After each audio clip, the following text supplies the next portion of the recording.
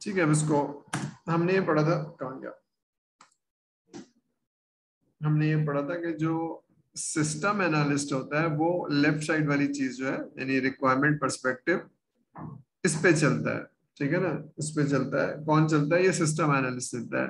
ठीक है ना, बताइए क्या बनाना है, क्या बनाना है वो बना देगा, रिक्वायरमेंट लेगा, डिटेल लेगा, सारी चीजें। लेकिन बिजनेस एनालिस्ट पूछता है कि क्यों करना है आपको, what is the benefit, what is the value. Value अगर किसी और तरीके से मिल सकती है तो वो आपको उस तरह से वैल्यू दे देगा, आपका मसला हल करेगा। ठीक है, तो इस एग्जाम्पल में क्या है कि मदर ये कह रही है कि मुझे अपने बच्चों को पढ़ाने के लिए, mother ask system analyst, system ऐसे का मतलब है system analyst, to develop a table for the kids, क्यों? पढ़ने के लिए। तो सिस्टम एनालिस्ट या ऐसे क्या कहता है, कहता है आप मुझे डिजाइन बताइए, रिक्वायरमेंट दीजिए, कलर बताइए, मटेरियल बताइए, give me the whole detail, I will develop a table for you. ठीक है, वो टेबल उसी तरह से बना के दे देता है। बिजनेस एनालिस्ट ये नहीं करता है। बिजनेस एनालिस्ट कहेगा कि भाई क्यों चाहिए आपको, अगर बच्चों के पढ़ने के लिए है तो फिर आप डाइनिंग टेबल है उसको 6 बजे से 8 बजे तक पाबंदी लगा दीजिए, और उस पे आप पढ़ सकते हैं बच्चों को 6 बजे से 8 बजे तक डाइनिंग टेबल पे। ठीक है ना, तो ये हमने यहाँ तक पढ़ा था, आप आगे चलते हैं। ठीक है, किसी भी सिस्टम एनालिस्ट को ये 3 नॉलेज चाहिए होती है। तो एक तो है रिक्वायरमेंट इंजीनियरिंग। रिक्वायरमेंट इंजीनियरिंग क्यों चाहिए होती है कि जब आप कस्टमर से रिक्वायरमेंट लेंगे तो उसको एक डॉक्यूमेंट बनाएंगे, एसआरएस बनाएंगे, मॉडलिंग करेंगे। ये आपने रिक्वायरमेंट इंजीनियरिंग में, सॉफ्टवेयर इंजीनियरिंग में पढ़ी होती है। प्रोसेस पता होता है, एसडीएलसी पता होता है आपको, और आपको मॉडलिंग पता होती है, और बिजनेस को फोकस करके, प्रोजेक्ट को फोकस, प्रॉब्लम को फोकस करके आप उसको डॉक्यूमेंट कर लेते हैं। ठीक है ना, लेकिन ये डॉक्यूमेंट करने के लिए, रिक्वायरमेंट को समझने के लिए, फॉर एग्जाम्पल मैं आपसे कह रहा हूँ बैंकिंग के लोन सिस्टम को डॉक्यूमेंट कर दीजिए कि कैसे बनेगा, कितनी स्क्रीन होंगी, क्या क्या चीजें होंगी, कितनी। तो ये करने के लिए आपको ऐसी बात है बैंकिंग की नॉलेज चाहिए। खाली बैंकिंग की नॉलेज नहीं चाहिए बल्कि उस बैंक की नॉलेज भी चाहिए। पहले तो बैंकिंग की नॉलेज चाहिए, फिर अगर मैं यूबीएल के लिए बना रहा हूँ तो यूबीएल की नॉलेज भी चाहिए आपको। ठीक है, यूबीएल के में कैसे काम होता है, यूबीएल के अंदर प्रमोशन कैसे होती है, वहां का लोन सिस्टम कैसे काम करता है। किसी और बैंक के अंदर वो लोन सिस्टम, लोन दिया जाता है लेकिन उसके अप्रूवल प्रोसेस डिफरेंट है। ठीक है, तो पहली चीज क्या है आपने समझी कि डॉक्यूमेंट कैसे बनता है, डॉक्यूमेंट में कौन सी मॉडलिंग होती है, वो आपने सॉफ्टवेयर रिक्वायरमेंट इंजीनियरिंग में पढ़ लिया। एसआरएस कैसे बनाते हैं, रिक्वायरमेंट कैसे लिखते हैं, डॉक्यूमेंट कैसे करते हैं, उसको अप्रूव कैसे करते हैं, उसको वैलिडेट कैसे करते हैं, ये आपने पूरा सॉफ्टवेयर रिक्वायरमेंट इंजीनियरिंग में पढ़ लिया। दूसरा मैंने आपसे कहा कि बैंकिंग का लोन सिस्टम बनाना है, तो लोन सिस्टम होता क्या है बैंकिंग का, तो बैंकिंग की टर्मिनोलॉजी, बैंकिंग का प्रोसेस आपको पता होना चाहिए। ठीक है, अब ये दोनों करने के लिए मुझे पीपल्स मैनेजमेंट और गुड कम्युनिकेशन क्यों चाहिए? इसलिए चाहिए कि ये सारी चीजें ह्यूमन इंटेंसिव है और कम्युनिकेशन इंटेंसिव है। जब भी मैं रिक्वायरमेंट लेता हूँ 3 लोगों से, 4 लोगों से, 5 लोगों, दे आर ऑल ह्यूमन। इनकी ईगो है, इन्फॉर्मे और इनकी इमोशंस हैं, इनकी नॉलेज है, और इनका एरिया ऑफ एक्सपर्टीज है, ये सारे ह्यूमन है। तो मुझे कैसे लोगों को अट्रैक्ट करता हूँ, कैसे लोगों को मैं अपनी तरफ करता हूँ, अगर ये नहीं आता तो बहुत सारे लोग इस प्रोजेक्ट में इन्वॉल्व नहीं होंगे, कोलैबोरेट नहीं करेंगे, मोटिवेट नहीं होंगे।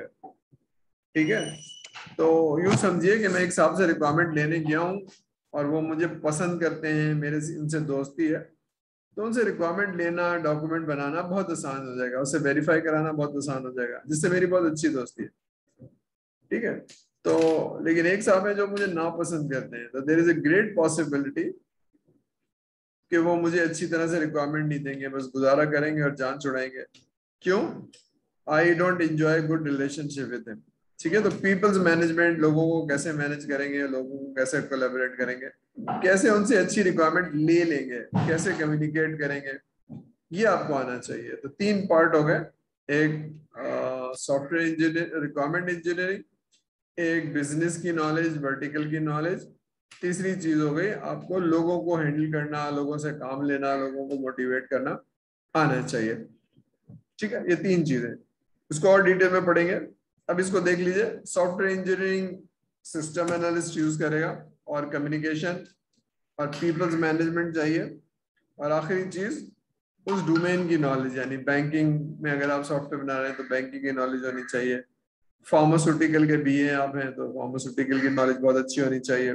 ठीक है, तो ये 3 चीजें क्लियर है। यहाँ तक कोई मसला तो नहीं है, कोई बात समझ में नहीं आ रही है? एनी चैलेंज सो फार? सर समझ में आ रहा है। एक क्वेश्चन है कि ये जो बिजनेस नॉलेज है, ये मैंने बुक में भी जगह जगह पढ़ा था कि पॉल डेबरा वाली, कि जो है वो जो रोल है बिजनेस एनालिस्ट का, वो जगह जगह जो है ना वेरी करता है। तो ये इसी वजह से वेरी करता है कि उस क्या चीज में मैंने पढ़ा था कि ये रोल ऑफ बिजनेस एनालिस्ट, इस पे अभी तक डिबेट चलती है, ये बुक में लिखा था कुछ जगह। हाँ हाँ, अभी तो पढ़ेंगे, ये उसको पढ़ेंगे, बिल्कुल सही कह रहे हैं आप, हम पढ़ेंगे आगे। आईटी के तो वो बैकग्राउंड वाले कुछ और तरह से देखते हैं, बिजनेस के बैकग्राउंड वाले हम पढ़ेंगे, बिल्कुल सही है, इसको हम डिस्कस करते हैं। यहाँ तक समझ में आ गया? यस यहाँ तक तो। ठीक है, ठीक है। अब सक्सेसफुल बिजनेस चेंज, हम जरा इसको समझते हैं, ये किताब में ही लिखा होगा। बिजनेस क्या होता है, चेंज क्या होता है, और सक्सेसफुल क्या होता है, अलग अलग वर्ड है। चेंज का मतलब है कोई चीज नहीं थी वो हम ले रहे हैं, किसमें, बिजनेस में। और कब सक्सेसफुल होगी और कब सक्सेसफुल नहीं होगी, हम जरा देखते हैं।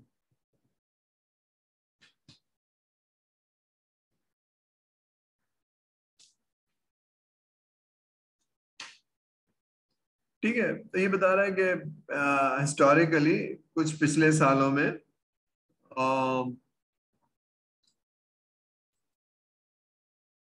there have a broadened views from IT projects and business change program। ठीक है ना? तो जब ऑर्गेनाइजेशन की आप बात करेंगे तो ऑर्गेनाइजेशन में एक तो आईटी डिपार्टमेंट है, लेकिन ऑर्गेनाइजेशन में अदर देन आईटी भी तो चेंज हो सकती है। तो ये रेड कलर में लिखा हुआ है, ये तो आईटी की बात हो रही है, सॉफ्टवेयर की बात हो रही है, सर्वर की बात हो रही है, कनेक्टिविटी की बात हो रही है। लेकिन खाली आईटी नहीं होती है, बल्कि बिजनेस चलाने के लिए ना और बहुत कुछ चेंज हो सकता है। तो बिजनेस चेंज, ठीक है, उसमें हो सकता है कि आपको नए रोल चाहिए हो, नया स्किल सेट चाहिए हो, ताकि आप वो कर पाए, वरना वो आप कर नहीं पाएंगे। ठीक है ना? तो पॉइंट यह है कि सक्सेसफुल बिजनेस चेंज करनी है हमें, आईटी की चेंज नहीं करनी है, हमें बिजनेस चलाना है, हमें टेक्नोलॉजी नहीं चलानी है। तो बहुत चीजों में आपको, जब आप बेहतर करने जाएंगे अपने बिजनेस को या अपनी ऑर्गेनाइजेशन को, तो point is not only IT projects, there has to be, IT is a subset, लेकिन एक्चुअली हमें बिजनेस को आगे चलाना है। ठीक है?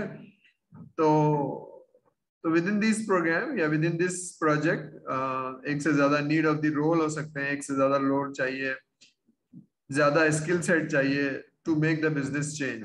ठीक है, तो इसमें जरा नीचे समझते हैं इसका क्या मतलब है। Role of a programme manager, असल में प्रोग्राम मैनेजर की जो डेफिनेशन है ये आई है पीएमपी से, पीएमआई से, सॉरी, प्रोजेक्ट मैनेजमेंट प्रोफेशनल। ये कौन होता है? ये एक प्रोजेक्ट मैनेजर ही है, लेकिन इसको प्रोजेक्ट प्रोग्राम मैनेजर इसलिए कहते हैं कि एक चेंज लानी है, तो चेंज हो सकता है कि उसमें ज्यादा छोटे छोटे प्रोजेक्ट हो, उसमें सॉफ्टवेयर बनाना एक प्रोजेक्ट हो सकता है, उसमें प्रोसेस सही करना एक प्रोजेक्ट हो सकता है, उसमें लोगों को ट्रेनिंग देना एक प्रोजेक्ट हो सकता है, उसमें इम्प्लीमेंटेशन एक प्रोजेक्ट हो सकता है। ये सारी चीजों को मिला के वो प्रोग्राम होगा, या इसका मतलब है चेंज। ठीक है, प्रोजेक्ट। ठीक है, and the chain manager will be defined. तो ये हुआ है कि मल्टीपल रिलेटेड प्रोजेक्ट्स को मैनेज करना, दूसरा ये कि चेंज को मैनेज करना, यानी ये यहाँ से वहां तक का सफर कैसे होगा। ये अलग लोग होते हैं, या सेम आदमी भी हो सकता है, लेकिन दैट्स अ डिफरेंट टास्क, और दैट्स अ डिफरेंट टास्क। इसका स्कोप क्या है, कौन आदमी क्या करेगा, कौन आदमी कैसे चेंज करेगा, ये सारी चीजें डिफाइन होती है। पॉइंट ये बिजनेस चेंज के अंदर कि हो सकता है कि आपका प्रोसेस इनएफिशिएंट हो, तो आप उसको प्रोसेस को स्टडी करेंगे, देखेंगे, कंसल्टेंट हायर करेंगे और नया प्रोसेस लिख देंगे और लोगों को अडॉप्ट कर लो। ये प्रोसेस चेंज जो है वो बिजनेस को आगे बढ़ाएगा, बिजनेस को फायदा पहुंचाएगा। इसमें ऑटोमेशन नहीं है, इसमें आईटी प्रोजेक्ट मिसिंग है। ठीक है, तो ये समझने की बात है।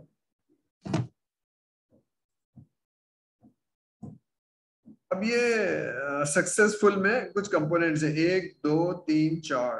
ठीक है, इन कंपोनेंट्स को हम जरा देखते हैं।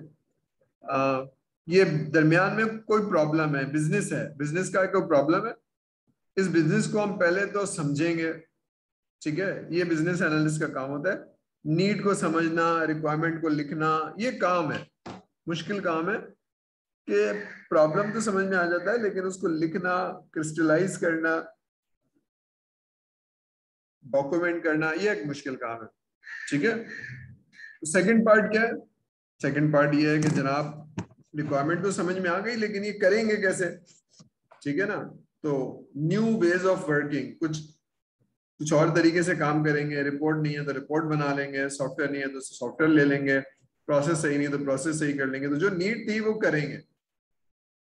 तो आपने प्लान कर लिया, सारा कुछ कर लिया, यहाँ पर फिर आप बना लेते हैं, यानी रिक्वायरमेंट आ गई, डिजाइन आ गई, फिर आप कहते हैं डिजाइन बनाओ, सॉफ्टवेयर डेवलपमेंट करो, टेस्टिंग करो, उसकी यूएटी करो और उसको इम्प्लीमेंट कर लो। अब यहाँ रिक्वायरमेंट ली, यहाँ आपने उसको डिजाइन किया, यहाँ सॉफ्टवेयर बन गया, डेवलप हो गया और इंस्टॉल हो गया, आखिर यूज में वो चल रहा है और उसको रिव्यू हो रहे हैं कि जो हमने बेनिफिट सोचा था, जो हमने वैल्यू सोची थी, वो मिल रही है कि नहीं मिल रही है। एक प्रॉब्लम आइडेंटिफाई किया और ये सारे प्रोसेस, ठीक है। इसको जरा देखिए, फिर मैं एग्जाम्पल से समझाता हूँ इसको।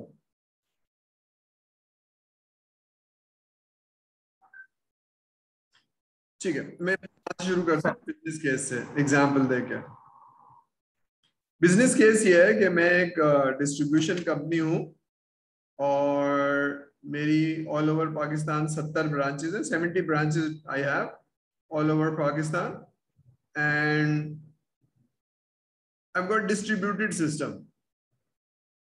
लाहौर का अलग है, कराची का अलग है, मुल्तान का अलग है, सारे शहरों का अलग है। फिर ये डेटा 5:30 बजे कंपाइल होता है और डिस्केट्स पे मेन पॉइंट पे भेजा जाता है और उसके बाद फिर हम प्रोसेसिंग करते हैं और फिर हमारे पास फ्लॉपी आती हैं। फिर हम सारे पाकिस्तान से जो डेटा आता है उसको जमा करते हैं, डेटाबेस में इंसर्ट करते हैं। कोई सेंट्रलाइज सिस्टम नहीं है, तो इसमें 2.5 से 3 दिन लग जाते हैं, ठीक है। ये है बिजनेस केस।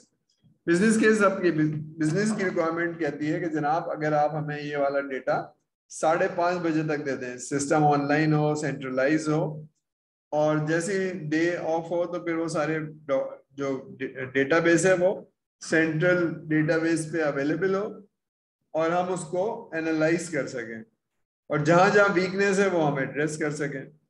तो हफ्ता 10 दिन का जो भी डेटा है वो आप हमें दे दीजिए, ठीक है। तो हम इसको सही करेंगे।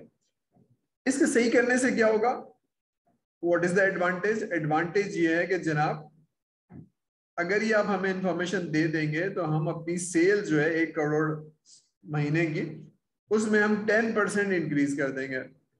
1 करोड़ का मतलब है 10 लाख रुपए महीने की ऐड कर देंगे हर महीने।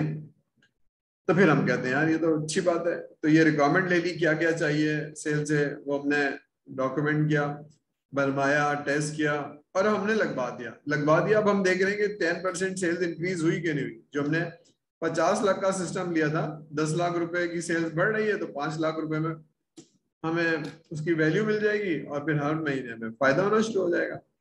तो इस तरह से बिजनेस को फायदा पहुंचाना, ठीक है ना। तो बिजनेस का प्रॉब्लम क्या है कि बिजनेस के प्रॉब्लम को समझना, डेफिनेशन लेना, डिफाइन करना, उस हिसाब से सिस्टम को डिजाइन करना, कंस्ट्रक्ट करना, इम्प्लीमेंट करना और फिर अब ये देखना, रियलाइज करना कि ऐसा हुआ या नहीं हुआ, जो हमने सोचा था वो हुआ कि नहीं हुआ, ठीक है। ठीक है, इसको ये समझिए, एक आदमी बीमार है, ठीक है, एक आदमी बीमार है, बिजनेस केस, बीमार है, आप डायग्नोस करेंगे उसका, ठीक है। तो आप अगर इसको सही कर देंगे तो हंसता खेलता हुआ चला जाएगा, सही हो जाएगा। तो पहले तो उसको डायग्नोस करेंगे, ठीक है। डायग्नोस करने के बाद फिर आप कहेंगे यार ये दवाइयां खाना शुरू करो, ये करना शुरू करो, ठीक है।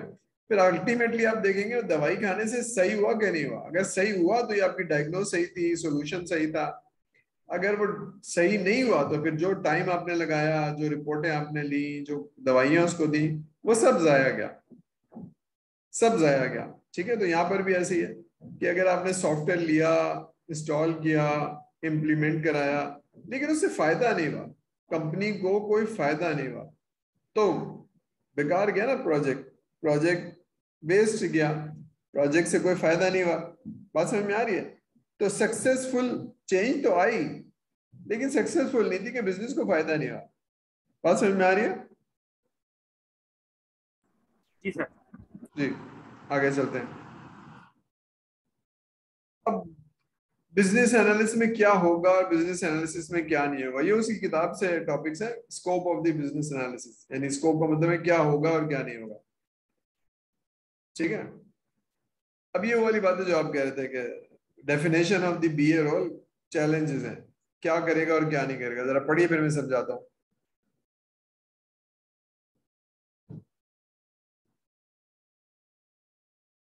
ठीक है, तो there are challenges, definition of the BA role थोड़ा सी डिफरेंट है, हर आदमी अपने हिसाब से देख रहा है। जो टेक्निकल लोग हैं वो उसको किसी और तरह से देखेंगे, जो बिजनेस के लोग हैं वो किसी और तरह से देखेंगे। इसका तो ये मतलब होना चाहिए, वो कहेंगे नहीं इसका तो ये मतलब होना चाहिए।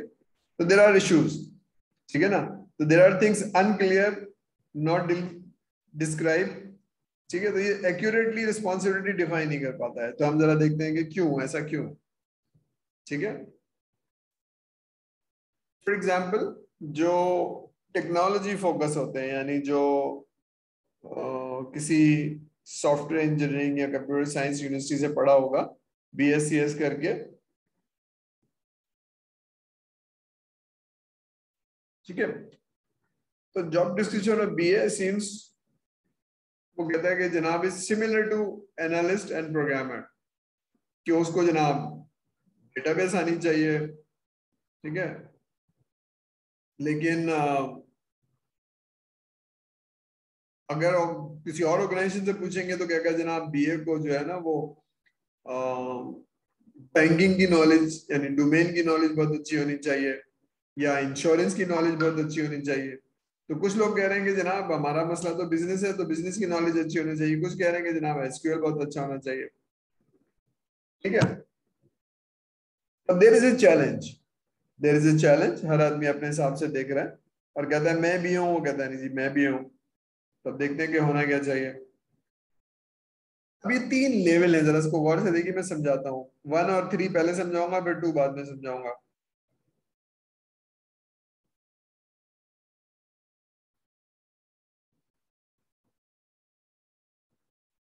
ठीक है। तो ये एक्टिविटीज हैं। पहली चीज है strategic analysis and definition. What is strategic analysis and definition? ये वो है जिसमें आप अपॉर्चुनिटी या नीड को आइडेंटिफाई करते हैं कि हम ये क्यों कर रहे हैं। मसलन, मैं एक छोटा सा बैंक था और 4 ब्रांचें 5 ब्रांचें थी। पहले मैंने अपना ऑपरेशन इंप्रूव किया, अपने सारी चीजें इंप्रूव की, 5 नहीं थे तो समझ लिए 10 होंगे बैंक। तो 6 महीने मैंने एक्सपेरिमेंटल बेसिस पे बना चलाया अपने आप को, सारी चीजें की, और रियल कस्टमर भी नहीं है, थोड़े से कस्टमर थे। प्रोसेस को मेच्योर कर लिया। प्रोसेस को मेच्योर करने के लिए मैं बकायदा बैंक खोल दिया। तो सब प्रोसेस मेच्योर रहा था, 3 महीने 4 महीने में मैं अकेला था। मैं चीजें बनाता था, करता था, देखता था सही है कि नहीं है, ठीक है। तो स्ट्रेटेजी एनालिसिस क्या होती है? This is the starting point. मसला है क्या, ठीक है, मसला है क्या, प्रॉब्लम है क्या, ठीक है, यहां से मसला होता है। अब अगर टेक्नोलॉजी ओरिएंटेड आदमी है, ऐसा आदमी जिसने DHS उफा से पढ़ा है और उसकी स्ट्रेंथ क्या है, technology, database, front end back and, तो देर इज ग्रेट पॉसिबिलिटी कि उसको प्रॉब्लम बहुत अच्छी तरह से समझ में नहीं आएगा, क्योंकि उसने बैंकिंग नहीं पढ़ी, उसने इंश्योरेंस नहीं पढ़ी हुई, ठीक है।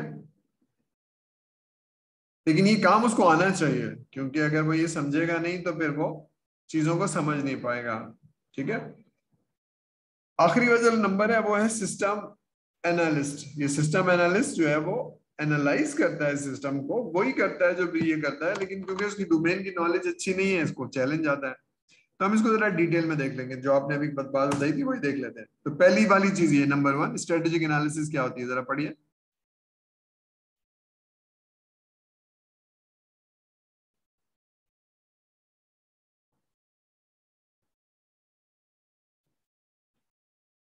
ठीक है, ये नॉर्मली सीनियर लोग करते हैं, यानी अगर आप अपने बीए के रोल में हैं और इनिशियल स्टेज पे हैं तो ये शायद आप नहीं कर रहे होंगे। ये वो लोग हैं जो सीआईओ है या हेड ऑफ आईटी है या जो सीनियर लेवल के लोग होते हैं ना, वो कहते हैं यार ये प्रॉब्लम है, इसका आईटी से कोई ताल्लुक नहीं है इसका।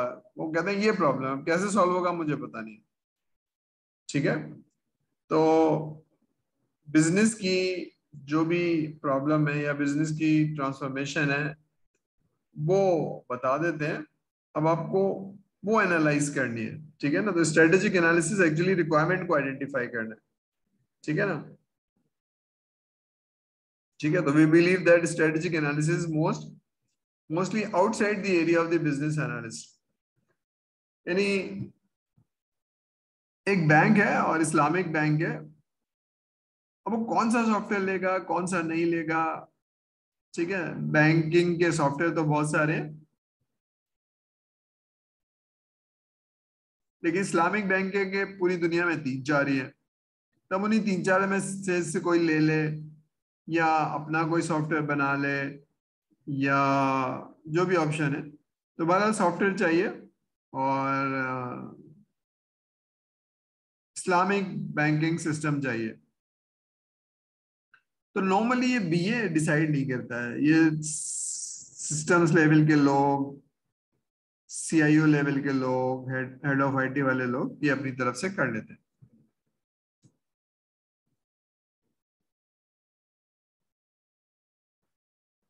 Given the BA often have to recommend process and IT system solution। ठीक है, अब ये नॉर्मली क्या होता है, नॉर्मली आपका जो बीए है वो आईटी सिस्टम या सॉफ्टवेयर की बात हो रही है उसको। ठीक है,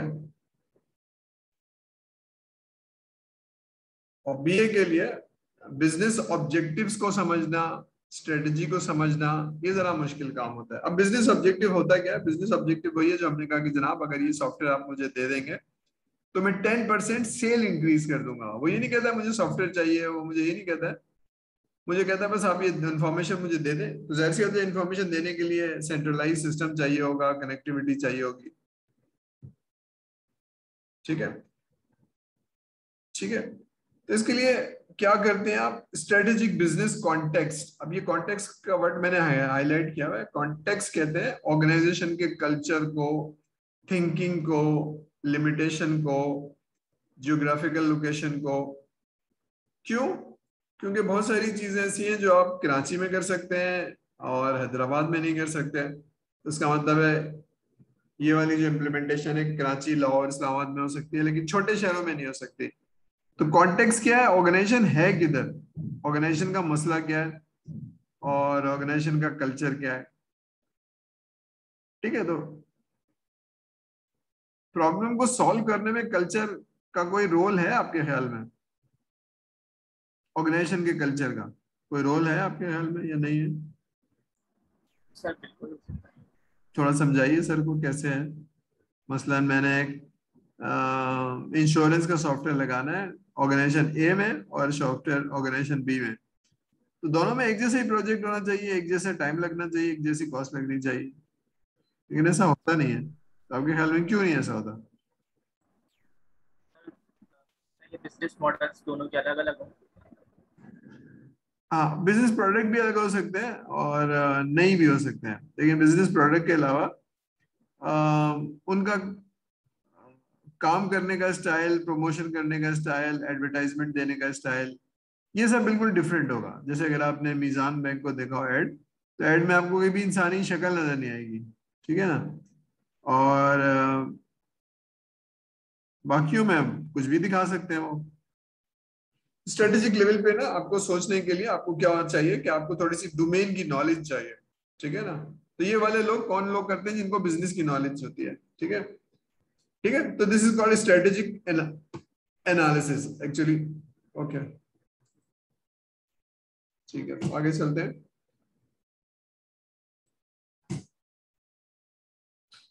अब ये वाला जो काम है ना, ये एक स्पेशलाइज टीम करेगी। क्यों स्पेशलाइज टीम करेगी? क्योंकि उसको बिजनेस का प्रॉब्लम पता हो और वो एडवाइस करेगा कि क्या करना चाहिए। ठीक है ना। जैसे मैंने कहा था requirement perspective and solution perspective. Requirement perspective में आपको एडवाइस नहीं करता है, वो आपसे कहता है प्रॉब्लम बताइए और जो आप मांगते हैं वो दे देता है, ठीक है ना। लेकिन बिजनेस एनालिस्ट तो ऐसे नहीं करता। बिजनेस एनालिस्ट तो सोल्यूशन पर्सपेक्टिव से जाता है, तो उसका मतलब है उसको स्पेशलाइजेशन होती है, उसको नॉलेज होती है, उसको पता होता है, उसी हिसाब से वो आपको एडवाइस करता है राइट डायरेक्शन में, ठीक है ना। तो business analyst are the specialist team within the organization that they should be able to advise। अब उसके लिए टेक्नोलॉजी हो सकती है, उसके लिए प्रोसेस हो सकता है, उसके लिए लोग हो सकते हैं बिजनेस में चेंज करने के लिए, ठीक है। तो दिस इज स्ट्रेटेजिक एनालिसिस, जिसके लिए आपको डोमेन की नॉलेज होना, की लेवल के ऊपर, ये सारी चीजें जरूरी है, ठीक है। अब ये मैंने नंबर 2 को अवॉइड किया, नंबर 3 आ गया, ये नंबर सबसे नीचे वाला, आईटी सिस्टम एनालिस्ट, ठीक है। मैंने आपको बताया था कि मैं 1 करूंगा और 3 करूंगा, उसके बाद 2 पे जाऊंगा। तो पहले वाले केस में हमें बिल्कुल डोमेन की नॉलेज चाहिए थी। आखिरी वाला जो केस है आईटी सिस्टम, ये वो सिस्टम एनालिस्ट है जो एक्चुअली सिस्टम को डिजाइन करता है, लेकिन उसकी डोमेन की नॉलेज अच्छी नहीं है, क्योंकि ये कंप्यूटर साइंस से ग्रेजुएट हुआ है, ठीक है, आप यूनिवर्सिटी से पढ़ के निकला है। इसने बिजनेस नहीं पढ़ा, इसने बैंकिंग नहीं पढ़ी, इसने इंश्योरेंस नहीं पढ़ी, या जो जिस जिस जगह पर भी जा रहा है इसने वो नहीं पढ़ा हुआ है, ठीक है। तो अब ये क्या करेगा, ये आईटी सिस्टम रिक्वायरमेंट यानी सॉफ्टवेयर की रिक्वायरमेंट, सॉफ्टवेयर की वैल्यूएशन, ये सारी चीजें तो कर सकता है, लेकिन बिजनेस की नॉलेज नहीं है तो थोड़ी सी वीक होगी, ठीक है। तो ये किन चीजों को देख सकता है, एवेल्युएशन ऑफ दी पैकेजेस। अब ये पैकेजेस किसकी बात कर रहा है, ये बात कर रहा है सैप की। तो अगर आप कहेंगे सैप लगाना है या नहीं लगाना है, तो वो अच्छी तरह से देख लेगा। या बी स्कोप, ठीक है, बी स्कोप कहते हैं कस्टमाइज डेवलपमेंट को, यानी बनी भी कोई चीज नहीं है, आप रिक्वायरमेंट लेंगे और बनाएंगे। तो ये काम तो वो कर लेता है। उसके अलावा और क्या कर लेता है, कंप्यूटर साइंस में क्या चीज पढ़ी हुई है ये सब कर लेगा, डेटा मॉडलिंग कर लेगा, एफएस बना लेगा, एसआरएस बना लेगा, ये सारी चीजें वो कर लेता है। यानी आप अगर कंप्यूटर साइंस ग्रेजुएट हैं तो डेटा मॉडलिंग कर लेंगे, फ्लो चार्ट बना लेंगे, यूजर इंटरफेस बना देंगे, ठीक है। ये सारे काम तो आप कर लेते हैं क्योंकि आप कंप्यूटर साइंस ग्रेजुएट है, ठीक है। आपकी नॉलेज टेक्निकल ज्यादा है ना, database, front end, back and, modelling processes पढ़े हैं, यूज केस पढ़े हैं, डीएफडी पढ़ी हुई है, और ऑब्जेक्ट ओरिएंटेड प्रोग्रामिंग पढ़ी हुई है, तो ऊप्स पढ़ी हुई है, ऑब्जेक्ट पढ़ी है, तो ये सारी चीजें मोर टेक्निकल।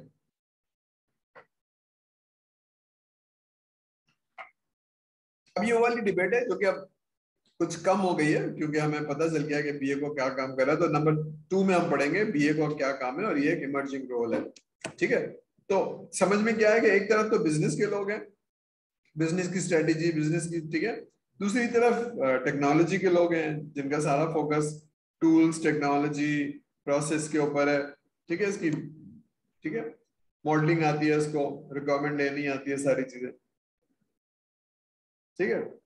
तो सिस्टम एनालिस्ट क्या करता है, ये वो वाला काम करता है जो हमने पढ़े में सॉफ्टवेयर इंजीनियरिंग में, रिक्वायरमेंट कैसे लोगे, डिजाइन कैसे करोगे, डॉक्यूमेंट कैसे बनाओगे, IEEE का फॉर्मेट क्या है, ये पढ़ा हुआ है। अभी किया नहीं है लेकिन हमने पढ़ा हुआ है, ठीक है। तो यू डू दिस, स्पेसिफिकेशन बनाते हैं, डिजाइन बनाते हैं, सिस्टम डिजाइन बनाते हैं, आर्किटेक्ट बनाते हैं, ये सारी चीजें आप करते हैं। तो कंफ्यूजन था कि भाई ये वाला काम तो सिस्टम एनालिस्ट करता है, तो कुछ लोगों ने इसको सिस्टम एनालिस्ट हटा के आईटी बिजनेस एनालिस्ट कह दिया, ठीक है। उनको जब शौक था कि जी हम अपने आप को ये कहें, तो बिजनेस एनालिस्ट, तो आप बिजनेस एनालिस्ट नहीं है भाई। बिजनेस एनालिस्ट तो सिविल इंजीनियरिंग में भी हो सकता है, बिजनेस एनालिस्ट तो फार्मास्यूटिकल कंपनी में भी हो सकता है, बिजनेस के प्रॉब्लम को आइडेंटिफाई कर सॉल्व करे। तो हमने कहा कि भाई बिजनेस एनालिस्ट तो है लेकिन आईटी का है, चलिए तो एक टर्मिनोलॉजी कॉइन हो गई आईटी बिजनेस एनालिस्ट। मगर ये कौन है, वही है जो पहले हम जिसको बिजनेस एनालिस्ट कहते थे, ठीक है। ठीक है, इस आदमी के साथ प्रॉब्लम क्या है कि इसको बिजनेस के ऑप्शंस नहीं पता होंगे, प्रॉब्लम और अपॉर्चुनिटीज को बहुत अच्छी नहीं पता होगी, क्योंकि बिजनेस का नहीं पता ना इसको, ठीक है। ये आईटी सोल्यूशन के लिए तो बिल्कुल ठीक है, सिस्टम एनालिस्ट या आईटी सिस्टम एनालिस्ट, ठीक है। अब नंबर 3 में आ जाते हैं, दरमियान में, अब जरा पढ़िए।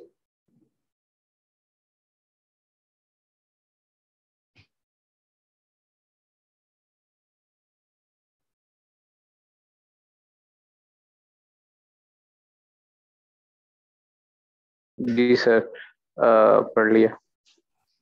अब बात यह है कि दरमियान में एक आदमी चाहिए जो ट्रांसलेटर हो। अब ये रोल, पहले एक सिस्टम एनालिस्ट होता था और एक यूजर होता था या बिजनेस होता था, ठीक है। तो वहां चैलेंजेस आए, एक आदमी की डोमेन की नॉलेज, बिजनेस की नॉलेज बहुत अच्छी थी जो बता रहा था, और टेक्नोलॉजी के लोगों की नहीं अच्छी थी। तो अब वो कह रहा है कि जनाब कोई अगर चेंज करनी है, कोई प्रॉब्लम को सॉल्व करना है, तो बिजनेस नहीं कर पाएगा, और नॉर्मली आईटी के लोग सही रिकमेंड नहीं कर पाते हैं, इसलिए बहुत सारे प्रोजेक्ट फेल हुए हैं या एक गैप आ गया। तो इम्प्रूवमेंट के लिए हो सकता है वो टेक्नोलॉजी, और हो सकता है वो टेक्नोलॉजी ना हो, यानी जरूरी नहीं है वो सॉफ्टवेयर हो, जरूरी नहीं है, तो कुछ भी हो सकता है। वो हमने कंपोनेंट में देखा था कि कोई भी जो बैंक है उसको कोई रिक्वायरमेंट जरूरी थोड़ी हर दफा सॉफ्टवेयर की हो, कुछ और हो सकती है, नई ब्रांच खोलने की हो सकती है, किसी और तरह से हो सकती है, प्रोसेस की हो सकती है। तो बिजनेस को नहीं समझेगा तो बिजनेस की रिक्वायरमेंट को भी नहीं समझेगा, बिजनेस के ऑब्जेक्टिव को भी नहीं समझेगा, ठीक है ना। तो इसलिए वो आदमी का, वो वही आदमी जो एनालिसिस कर रहा है, एनालिसिस की टेक्निक तो वही है, लेकिन उसको डोमेन की नॉलेज बहुत अच्छी होनी चाहिए, ठीक है ना। तो इम्प्रूवमेंट सजेस्ट करने की, फॉर एग्जाम्पल मैं फार्मास्यूटिकल में हूँ, मुझे फार्मास्यूटिकल का बिजनेस की एबीसी नहीं पता, तो मैं कैसे बताऊंगा इम्प्रूव कैसे होगी? मुझे पता होना चाहिए ना, बेसिक चीजें मैंने पढ़ा हो, चीजें पता हो। तो ये आदमी आ गया बीच में कि बिजनेस इंप्रूवमेंट के लिए उसको बिजनेस का सिस्टम का पता है, क्या क्या कर सकते हैं क्या नहीं कर सकते। तो फॉर एग्जांपल मेरा ऑर्गेनाइजेशन में प्रोसेस अच्छा नहीं है, तो फिर आप रीडिजाइन करें इन एफिशिएंट प्रोसेस को, जाके देखें कौन सी चीज सही है कौन सी चीज गलत नहीं है। तो ये बीए कर सकता है। या improving the skills of the sales team, पता चला कि जनाब हमारी सेल्स टीम की जो स्किल्स थे वो अच्छे नहीं थे, तो हालांकि सॉफ्टवेयर नहीं बना रहे लेकिन आप ऑर्गेनाइजेशन को वैल्यू दे रहे, तो ये एक अलग एक्सट्रीम है, ठीक है ना, जिसकी बेसिस पे प्रॉब्लम आइडेंटिफाई होता है और एक सोल्यूशन रिकमेंड देता है, क्योंकि उसको टेक्नोलॉजी का भी पता है, उसको बिजनेस का भी पता है। ये दरमियान में एक आदमी की हमें जरूरत पेश आ रही है, जिसको हम कहते हैं business analyst, not system analyst, system नहीं, बिजनेस एनालिस्ट। यहां तक बात समझ में आ रही है? जी सर। मैं दोबारा से जा रहा हूं, पहले इसको पढ़ लेते फिर दोबारा से जाएंगे पीछे, ठीक है।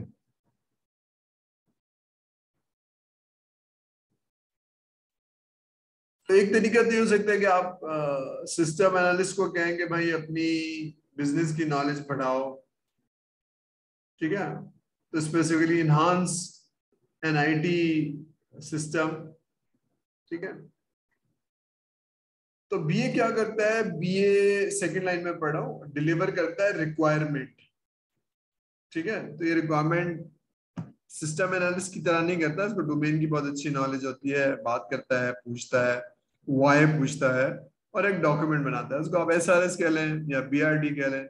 इंडस्ट्री के अंदर वो बीआरडी कहलाता है, बिजनेस, सॉरी बीआरडी, बीआरडी गलत लिख दिया मैंने इसको जरा, इट्स बीआरडी,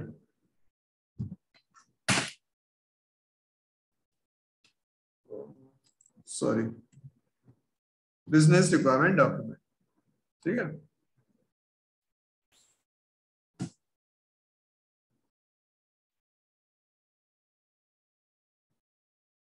ठीक है, सर SRS BRD के एक ही होता है, बस नाम चेंज है, एक एक ही फंक्शन होता है। Actually requirement document is a terminology कि जो भी आप डॉक्यूमेंट बना रहे हैं ना उसको रिक्वायरमेंट डॉक्यूमेंट कहते हैं, लेकिन जब आप सॉफ्टवेयर इंजीनियरिंग की किताबें पढ़ेंगे तो उसमें एसआरएस कहा जाता है, सॉफ्टवेयर रिक्वायरमेंट स्पेसिफिकेशन।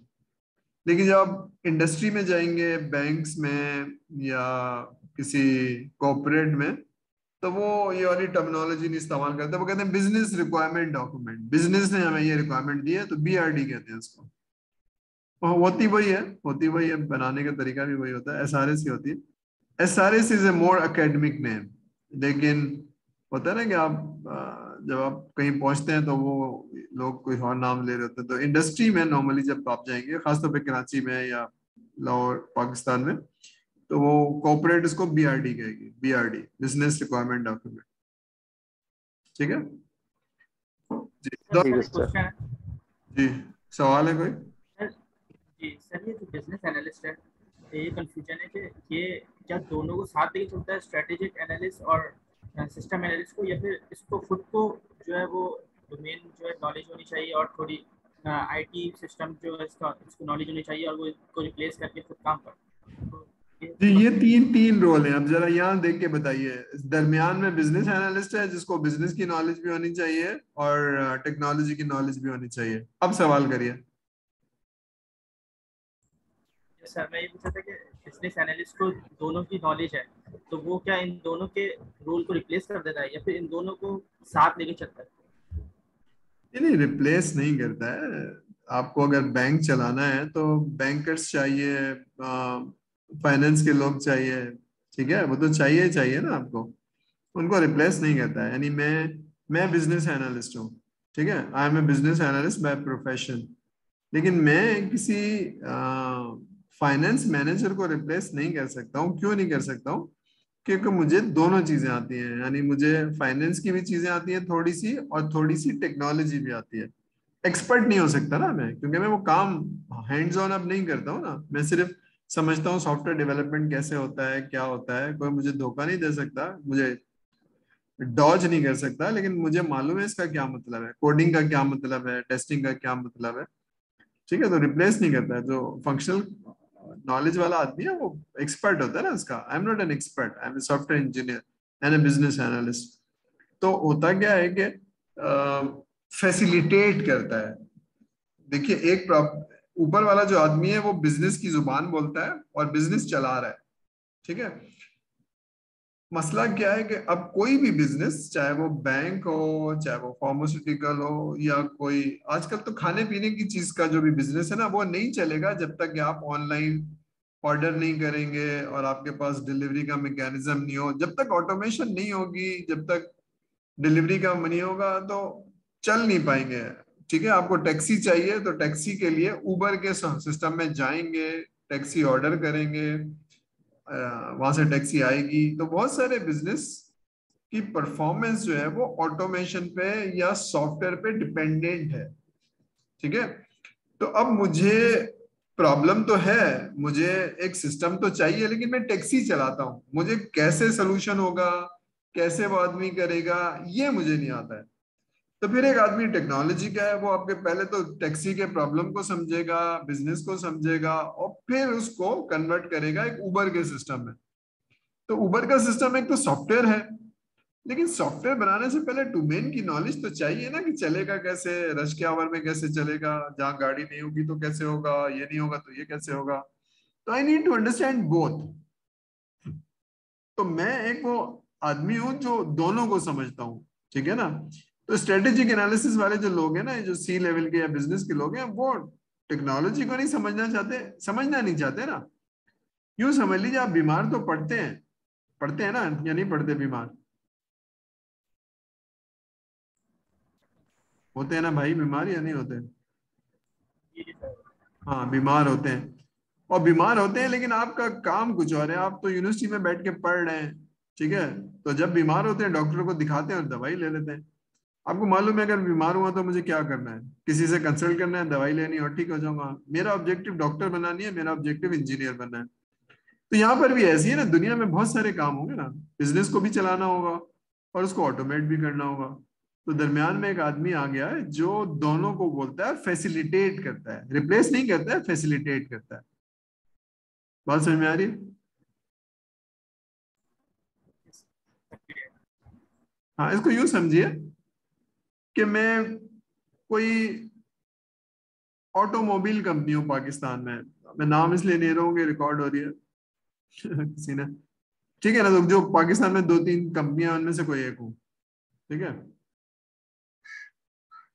और टॉप मैनेजमेंट आपको बताती है आप बिजनेस एनालिस्ट हैं या आप एक सिस्टम एनालिस्ट हैं। तो मैं कहूंगा सिस्टम एनालिस्ट ऐसे रिएक्ट करेगा और बिजनेस एनालिस्ट ऐसे रिएक्ट करेगा। तो ऊपर वाली चीज बिजनेस बताएगी कि हमारा ये प्रॉब्लम है, ये प्रॉब्लम जो है इसको कहते हैं स्ट्रेटेजिक एनालिसिस। फॉर एग्जांपल, उनका सीईओ बता देता है आपको कि जनाब हमारी जो गाड़ी बनाने की कॉस्ट है वो बहुत हाई है, क्योंकि पाकिस्तान में रॉ मटेरियल बहुत है, पाकिस्तान में टैक्स बहुत है, और पाकिस्तान में स्किल्ड लेबर, ये 3 चीजें हैं जिसकी वजह से हमारी कॉस्ट ऑफ प्रोडक्शन हाई है। ये प्रॉब्लम है। ठीक है, प्रॉब्लम समझ में आई? आई समझ में या नहीं आई? जी सर, आगे प्रॉब्लम आ गई। अच्छा, अब ये समझिए कि बिजनेस एनालिस्ट को वो टेक्नोलॉजी के प्रॉब्लम नहीं बता रहा है, अपना प्रॉब्लम बता रहा है। बस ये नहीं बताएगा कि मुझे 4 सॉफ्टवेयर चाहिए, मुझे SAP चाहिए, मुझे ये चाहिए। वो बता रहा है मेरा ये प्रॉब्लम है, कॉस्ट ऑफ प्रोडक्शन जो है ना, मैं गाड़ी बनाता हूँ उसमें वो 15 लाख की पड़ती है, और जबकि इंडिया में वो 12 लाख की पड़ती है, तो 3 लाख कॉस्ट एक्स्ट्रा जा रही है। बचा सकते हो नहीं बचा सकते हो? ये मेरे से पूछ रहा है। मैं बिजनेस एनालिस्ट हूँ। अगर मैं सिस्टम एनालिस्ट हूं तो मैं जवाब दे ही नहीं सकता हूं। मैं कहता हूँ भाई मुझे क्या पता, मुझे तो डेटाबेस आती है, मुझे तो फ्रंट एंड आती है, मुझे तो ऑब्जेक्ट ओरिएंटेड आती है, मैं टेक्नोलॉजी का आदमी हूँ। कॉस्ट ऑफ प्रोडक्शन कैसे लो होगी? ठीक है, जो स्ट्रेटेजिक एनालिसिस है उसने प्रॉब्लम तो आइडेंटिफाई कर लिया, उसको भी सोल्यूशन नहीं पता। और जो आखिरी वाला आदमी है सिस्टम एनालिस्ट, वो तो बता ही नहीं सकता है। ठीक है, ठीक है भाई। यस। ठीक है। अच्छा, मैं एक आदमी हूं जो प्रॉब्लम है, मुझे पेट में दर्द हो रहा है। My business problem is my stomach is upset. ठीक है, अब क्या अपसेट है क्या नहीं अपसेट है, भारत मैं जाता हूँ कहाँ, फार्मास्यूटिकल के पास, दवाई की कंपनी जो होती है, जो जो आपकी मेडिकल स्टोर होता है, वहां जाता हूँ। मैं कहता हूँ यार ये वाली दवाई दे दो, ये वाली दवाई दे दो, ये वाली दवाई दे दो। वो क्या करेगा? दे देगा, मुझे पैसे दूंगा, घर आऊंगा। ठीक है, और मैं खाऊंगा उसको 2 दिन, और पेट सही नहीं होता, मसला हल नहीं होता, मेरा प्रॉब्लम सॉल्व नहीं होता है। अब क्या करूं? क्या करूं भाई? सर, डॉक्टर के पास। डॉक्टर के पास जाऊं? हाँ, बात बिल्कुल सही है। पेट में दर्द हो तो दवाई नहीं लूं भाई, पहले पूछूं मसला क्या है। वो मसला पता चल जाए तो फिर उसकी डॉक्टर दवाई बताएगा, वो जाके मैं मेडिकल स्टोर से ले लूं। बात समझ में आ रही है? अगर मुझे डायग्नोज नहीं हुआ what is my business problem, तो मैं सॉल्व नहीं कर पाऊंगा, आपका मसला हल नहीं कर पाऊंगा, आपकी तबीयत ठीक नहीं कर पाऊंगा। ये बात समझ में आ रही है? Yes sir.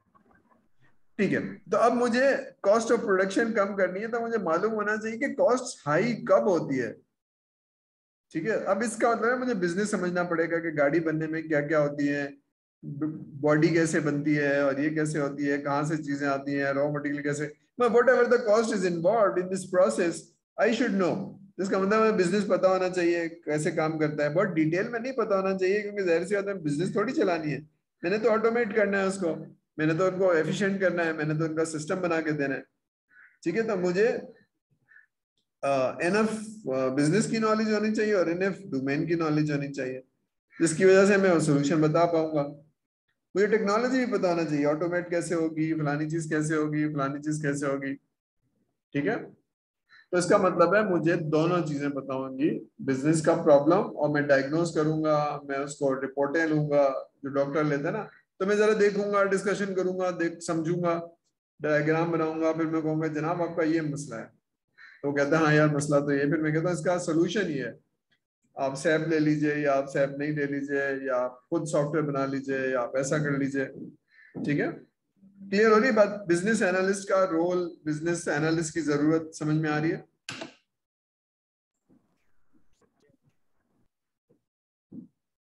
आ रही है नहीं आ रही है भाई? सर यस सर, क्लियर है। ठीक है, अब ये वही डिबेट थी कि जनाब ये वाला रोल होता है या ये वाला रोल होता है। ये सेकंड नंबर पे ये रोल होता है कि किसी भी बिजनेस की इंप्रूवमेंट के लिए अब आपको डोमेन की नॉलेज होनी चाहिए। तो डोमेन की नॉलेज होगी, फिर आप सही दवाई दे पाएंगे, सही तरह से रिकमेंड कर पाएंगे, सही सोल्यूशन दे पाएंगे। ये कह रहा है ये, BA would need to understand the business, तब वो रिकमेंड कर पाएगा सोल्यूशन। ये कह रहा है वो। ठीक है, ठीक है, ठीक है। तो आखिरी बात यह कि प्रॉब्लम का सोल्यूशन देने के लिए उसको सारी चीजें पता आनी चाहिए। बिजनेस एनालिस्ट क्या करेगा? बिजनेस एनालिस्ट को प्रॉब्लम समझ में आ गया तो वो देखेगा ये तो प्रोसेस का प्रॉब्लम है, ये तो सॉफ्टवेयर का प्रॉब्लम है, ये तो ट्रेनिंग का प्रॉब्लम है, कोई भी कंपोनेंट हो सकता है। ठीक है, मसला हल करेगा। जो कॉस्ट ऑफ प्रोडक्शन है वो शायद प्रोसेस सही नहीं है, या सिस्टम सही नहीं है या रिसोर्स सही नहीं है, ठीक है। एनालाइज करेगा और फिर बताएगा, और ये तरीका है उसका सही करने का। स्टेक होल्डर को इन्वॉल्व करेगा, बिजनेस प्रोसेस को मॉडल करेगा, रिक्वायरमेंट इंजीनियरिंग करेगा, ठीक है। अब मैं जरा यहाँ समझाता हूँ एग्जाम्पल से आपको, क्योंकि आप लोग समंदर में अभी उतरे नहीं है ना, थोड़ा सा चैलेंज है। देखिए, मैं एक टेक्सटाइल कंपनी में गया, यहीं कराची की है, और बहुत अच्छी है और बहुत अच्छी प्रोडक्ट बनाते हैं, मतलब उसमें कोई प्रॉब्लम नहीं है। प्रॉब्लम क्या है कि जनाब, हमारी जो टेक्सटाइल कंपनी है इट इज लूजिंग बिजनेस, क्योंकि हमारी जो प्रोडक्शन टाइम है वो 4 महीने है। यानी आप हमें आज ऑर्डर देंगे तो हम वो चीज प्रोड्यूस करने में 3.5 से 4 महीने लगाते हैं, और हमारा जो कस्टमर है अमेरिका में उसके लिए एक्सेप्टेबल नहीं है। क्यों? इसलिए कि जब तक कंपटीशन नहीं था हम 4 महीने कहते थे तो इंतजार कर लेता था। अब वही काम टर्की में 2 महीने में हो जाता है। जो हम 4 ऑर्डर दें तो वही चीज 2 महीने में मिलके उनके ऑफिस पहुंच जाती है, जबकि पाकिस्तान में वही चीज थोड़ा ज्यादा टाइम लगता है, स्किल लेबर नहीं है, प्रोसेस स्लो है, रॉ मटेरियल नहीं मिलता। तो हमारी प्रोडक्शन में कोई मसला नहीं है, खराब नहीं है, चीज नहीं है, लेकिन थोड़ा टाइम लगता है। और दूसरा जो है वो जरा जल्दी बना देता है, इसलिए हम वो कहते हैं यार हम आपको बिजनेस आधा दे रहे हैं और आधा हम टर्की से कह रहे हैं, आप आराम से दे दीजिएगा। वो जरा जल्दी जल्दी देते हैं, हमें 2 महीने में दे देते हैं। प्रॉब्लम समझ में आया? What is the problem? आया समझ में आया प्रॉब्लम? जी सर, जी, यस सर, यस सर। ठीक है, अब जरा अपने ऊपर अप्लाई करिए। आपको रात को खाना टिक्का खाने का मूड हो रहा है, और आप एक जगह जाते हैं जहाँ बराबर बराबर में 2 टिक्के की दुकान है। एक जब आप ऑर्डर देते हैं तो वो पूछता है, और कच्ची उसने वो बना के रखी होती है, वो अ, जब आप जाते हैं तो आधे घंटे में बना के दे देता है आपको जो भी आप मांगते हैं टिक्का। एक जरा स्मार्ट आदमी है, स्मार्ट समझते हैं ना, पहले से उसको मालूम है कस्टमर आएंगे, कम से कम 10 तो आएंगे ही आएंगे, तो वो आधा टिक्का बना के रखता है, और थोड़ा सा ना वो पूरा नहीं बनाता है। जैसे ही आप जाते हैं तो वो आपको 10 मिनट के अंदर टिक्का बना के दे देता है। टेस्ट दोनों का सेम है, चीजें सारी सेम है। किसके पास जाना प्रेफर करेंगे आप? उसके पास जाएंगे? सर जो 10 मिनट में बना देगा। हाँ, अब दैट डिपेंड्स ना, मेजोरिटी ऑफ द केसेस आप वहां जाएंगे जहां आपको जल्दी जल्दी चीजें सर्व हो जाएंगी, सर्विस अच्छी होगी और सारा कुछ होगा। तो अब यहाँ पर भी ऐसे ही है कि जनाब यूएसए के पास कोई चॉइस नहीं थी तो वो पाकिस्तान से ही बनाता था निकम्मे लोगों से। लेकिन जहां उसको एक ऑप्शन मिल गया कि वही प्राइस उसको टर्की से मिलती है लेकिन 2 महीने में मिलती है, तो कहता है भाई मैं आपको आधा बिजनेस दूंगा और आधा उनको दूंगा, ठीक है। तो अब ये कैसे हल करेंगे? ये सिस्टम एनालिस्ट नहीं कर सकता, ये बिजनेस एनालिस्ट करेगा। अब वो देखेगा कि प्रोसेस क्यों खराब है, लोग ट्रेन नहीं है तो लोगों को ट्रेनिंग देनी पड़ेगी, सॉफ्टवेयर नहीं है तो सॉफ्टवेयर देना पड़ेगा। ये देख रहे हैं ना, आखिरी चीज क्या है, लोगों को ट्रेनिंग देनी पड़ेगी तो लोगों को ट्रेनिंग देनी पड़ेगी।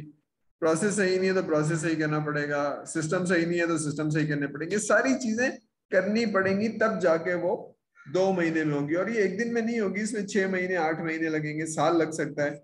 तब हम कंपटीशन में, 1 साल के बाद हम टर्की से कंपटीशन में आ जाएंगे और बिजनेस हमें दोबारा से मिलना शुरू हो जाएगा, ठीक है। तो बिजनेस एनालिस्ट क्या करेगा, उसको टेक्सटाइल की नॉलेज होगी कि कपड़ा होता कैसे है, धागा कैसे बनता है, कपड़ा कैसे बनता है, तौलिया कैसे बनती है, और जो उनकी प्रोडक्ट है वो बनती कैसे है, और उनमें कहाँ कहाँ वीकनेस है, टाइम कहाँ लग रहा है, ठीक है। समझ आ रही है? इसलिए बिजनेस की नॉलेज जरूरी है और सोल्यूशन देना जरूरी है। तो जरा टेक्नोलॉजी वाले माइंड से बाहर निकलना पड़ेगा। बात समझ आ रही है? बिजनेस एनालिस्ट क्या होता है, और ये टेक्नोलॉजी की सोच क्यों नहीं रखता, ये सोल्यूशन की सोच रखेगा, मसला हल करने की कोशिश करेगा। समझ में आ रही है? जी सर। ठीक है, तब क्योंकि हमने ये सब चीजें की नहीं होती इसलिए हमें समझ में नहीं आती, फिर बोरिंग हो जाता है। अब ये सब करने के लिए मैंने एक ऑर्गेनाइजेशन इसमें चेंज करना है। मैं लोगों को कह रहा हूँ तुम जल्दी क्यों नहीं करते, लोग सुन ही नहीं रहे भाई, 20 साल से वो ऐसे ही काम करते हैं, और मैं उनको कह रहा हूँ जल्दी करो, क्योंकि टर्की वाले जल्दी करते हैं तो वो करने लगेगा क्या? जो एक साहब है जो 10 बजे आते हैं और फिर बैठते हैं, चाय पीते हैं, गप्पे मारते हैं, फिर वो अखबार पढ़ते हैं, उसके बाद वो काम शुरू करते हैं, तो क्या वो 9 बजे पहुंच के काम शुरू कर देंगे? आंसर इज नो, क्योंकि वो तो इसका मतलब है स्टेक होल्डर को इन्वॉल्व करना, उनकी पर्सनैलिटी को समझना, उनको चेंज करना, ये मुश्किल काम है। ठीक है ना। प्रोसेस तो नॉर्मली सही हो जाता है, लेकिन सॉफ्टवेयर भी बन जाता है, लेकिन लोग इस्तेमाल नहीं कर रहे हैं, लोग उसको यूज नहीं कर रहे। लोगों को चेंज करना हमेशा मुश्किल होता है, लोगों की आदतों को चेंज करना हमेशा मुश्किल होता है, लेकिन स्टेक होल्डर्स को इन्वॉल्व करना, उनसे काम लेना, ये एक काम है। जो पीपल्स मैनेजमेंट वाली बात थी ना, लोगों से काम लेना, लोगों से काम करवाना, लोगों को मोटिवेट करना, ठीक है, ये एक मुश्किल काम है। जो आप करेंगे तो हो जाएगा। तो ये बिजनेस एनालिस्ट का काम है, सिस्टम एनालिस्ट का काम नहीं है कि मैं लोगों को चेंज करूं, लोगों को मोटिवेट करूं, लोगों को चेंज एजेंट बनूं। ठीक है, तो दो चीजें नजर आ रही हैं क्या? बिजनेस की नॉलेज जरूरी हो गई, और पीपल्स मैनेजमेंट। समझ में आ रही है बात? जी सर। ठीक है, अब ये देखते हैं चेंज होगी कैसे। अभी तो हमने तीन चीजें पढ़ी कि हमारी रिक्वायरमेंट इंजीनियरिंग के अलावा हमें दो चीजें समझ में आई कि एक तो बिजनेस की नॉलेज होनी चाहिए और थोड़ी सी पीपल्स मैनेजमेंट होनी चाहिए। अब जरा देखते हैं कि अप्रोच सॉल्यूशन के अंदर कौन कौन से कंपोनेंट्स हो सकते हैं। तो ये यही होता है पीपल्स। हम जरा देखते हैं।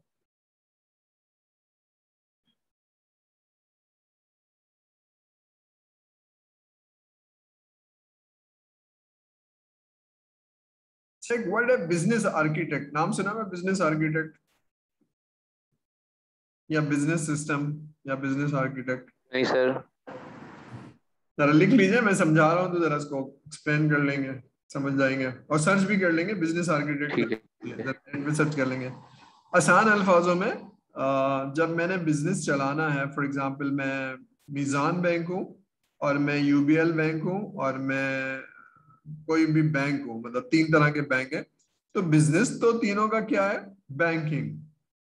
लेकिन तीनों का बिजनेस आर्किटेक्ट डिफरेंट हो सकता है। यानी लोग हायरिंग कैसे होती है, लोगों की प्रमोशंस कैसे होती है, उनका गवर्नेंस मुख्तलिफ हो सकता है, गवर्नेंस। इसी तरह से हर एक का आईटी का सिस्टम मुख्तलिफ हो सकता है। सिस्टम सबके पास होगा, लेकिन सर्वर अलग हो सकते हैं, टेक्नोलॉजी अलग हो सकती है, के पास माइक्रोसॉफ्ट हो सकती है, के पास ओपन सोर्स हो सकती है। तो इनका आईटी का सिस्टम मुख्तलिफ हो सकता है। ठीक है, इसी तरह से इनकी जो हायरार्की है वो मुख्तलिफ हो सकती है, डिपार्टमेंट्स मुख्तलिफ हो सकते हैं, काम तो वही करते हैं, लेकिन इनका बिजनेस आर्किटेक्ट मुख्तलिफ हो सकता है। ठीक है ना। इनके प्रोडक्ट मुख्तलिफ हो सकते हैं, यानी एक बैंकिंग का लोन इस तरह से देता है, दूसरा इस तरह से देता है। तो हमको तो यूबीएल से अगर नहीं मिल रहा है तो फलानी जगह चले जाओ, वहां से मिल जाएगा, क्योंकि उनका ये चीजें मांगते हैं जो तुम्हारे पास है, तुम्हें वहां से लोन मिल जाएगा, या तुम्हें ऐसा हो जाएगा, क्योंकि उनकी प्रोडक्ट है। या तो वहां से गाड़ी नहीं मिल रही तो यहाँ से मिल जाएगी लोन के ऊपर या लीज के ऊपर। ठीक है, तो ये बिजनेस करने के स्टाइल को, सिस्टम को आर्किटेक्ट कहते हैं। यहां तक बात समझ में आ रही है? इसको जरा डिटेल में पढ़ लेंगे। जी सर। अब अगर मैंने चेंज करना है किसी सिस्टम के, बैंकिंग के सिस्टम को, तो ट्राई अंडरस्टैंड कि अगर वो यूबीएल है तो वो चेंज करने का स्टाइल, कंपोनेंट अलग हो जाएंगे, लेकिन अगर बैंक अल-फलाह को चेंज करना है तो वो मुख्तलिफ हो जाएंगे, क्योंकि दोनों का बिजनेस करने का स्टाइल, सिस्टम, आर्किटेक्ट डिफरेंट है। ये बात समझ में आ रही है?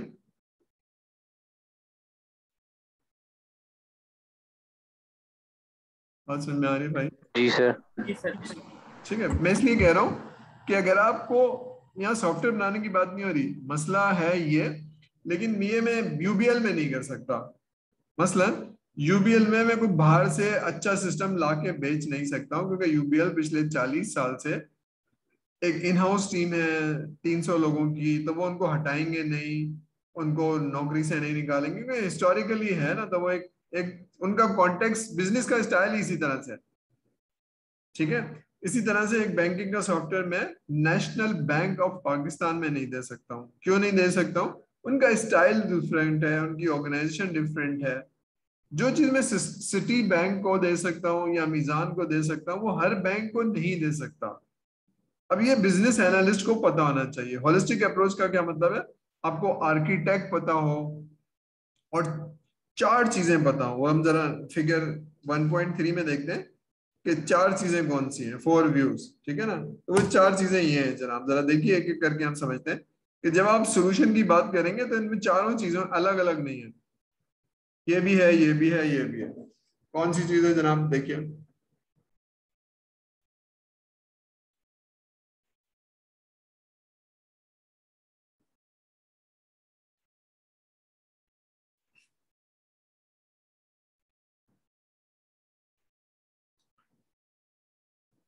ठीक है,